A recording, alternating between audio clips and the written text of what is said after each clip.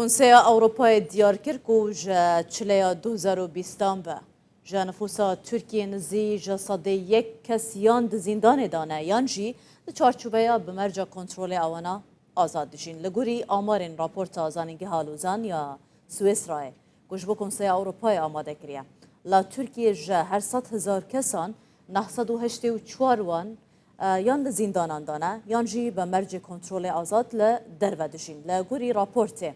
اف آماران سه قات ج آمارن اروپای زیده ترن کلگوری آمارن اروپای ج هر 100,000 کسان 265 کس دوی چارچوبه دا جی دگرن جالیه کدن و جید راپور دا تگوتن کو دا سال 2020 دا لگوری سال 2019 آن هجمارا کسین کو بمرج یا کنترول هاتنا آزاد گرن جا صده 6.1 زیده بویا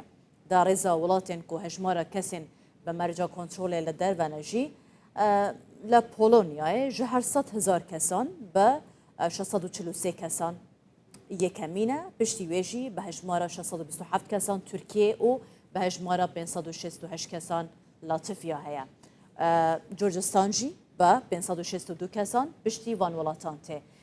در راپور دا بالتیک شاندن کو لولاتین وک لاتویا و ترکیه و جورجستانه هم هجمارا کسین کو د زندان دانه هم جی کسین کو بمرج کنترل لدرونه